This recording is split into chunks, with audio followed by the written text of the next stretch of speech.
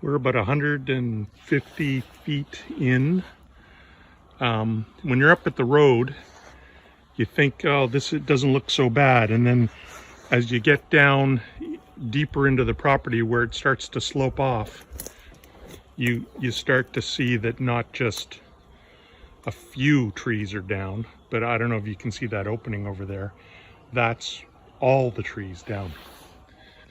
And we're going to try to head that way.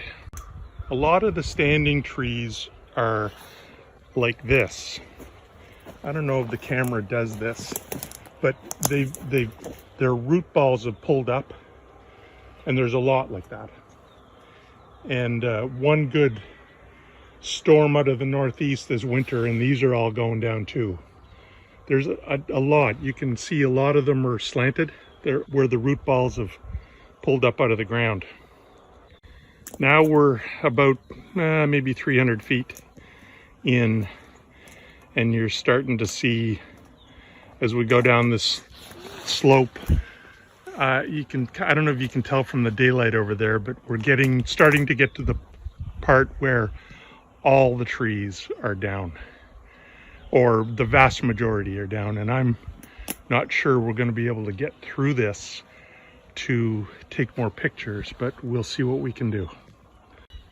Okay, we're at about the 400 foot mark into the property from the road. Just this kind of the start of where it really gets bad. And you can see there's a lot of blue sky where this time last week there would have been a lot of trees standing. Not much left here. Okay, we marked this a couple of weeks ago as 400 feet into the property. We're in a kind of a ravine here, and the trees, a lot of the trees are standing. They're leaning pretty good, and they won't last the winter. But there's a couple of little ravines here seem to have not done too badly. We'll see. A lot of these are going to fail. All these trees over here won't survive the winter, that are all leaning, but it's still nice down in here. This is more examples of the trees that are leaning and the root balls are compromised but haven't come down yet, and will. One good wind and they're coming. We're about 500 feet in. We're kind of on the western edge of the devastated part. It's pretty blocked. I'm not sure we can get farther up there to get more video. It's a little hazardous because you're walking under trees that could fall any minute now, and it's hard going, but we'll see what we can do.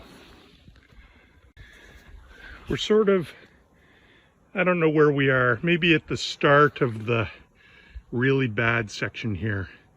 It's hard to tell. You see in the distance that where you're seeing sky, that would have all been trees this time last week. And this is the start of the spots where pretty much all the trees are down. Just a few here and there, like down in there. That's quite a big opening. It's hard to tell on the camera, but where all the trees are lying down. This is the part of one of the ravines, I don't know if you can see down in there, where pretty much every tree has come down. There are, like I can count on two hands how many trees are still standing, and most of them don't look like they're gonna last, but pretty devastating down in here. Still in that ravine that kind of goes through the center of the property. I don't know how much farther we can go because they're kind of blocking our way here. Sorry, slippery too. But you can, like with very few exceptions, like even the ones that look like they're standing, That's what they look like 20 feet up.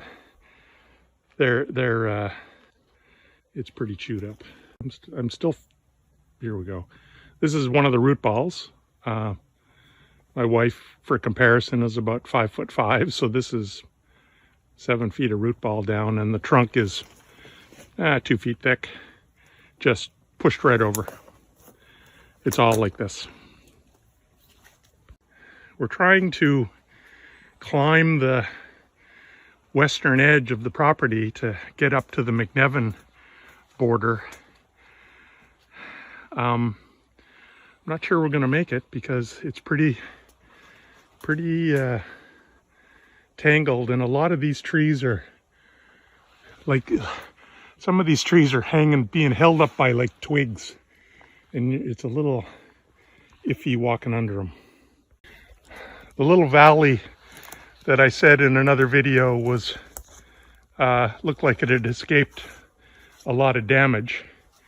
This is it about 100 feet farther down. Except for this one spruce tree, which is broken. It has fallen, it's just hung up. They're all down. That maple tree won't last the winter, neither will that one. These ones are all snapped off 20 feet up. Coming up the rise, they're pretty much all, I'm just doing a slow 360 here. They're pretty much all down, and if they're not down, they're hanging up on something. Look at that one up there. That's a huge tree that is broken off, broken off in half. I think that's one of those giant birch trees that the property had. You can't really tell. This is sort of a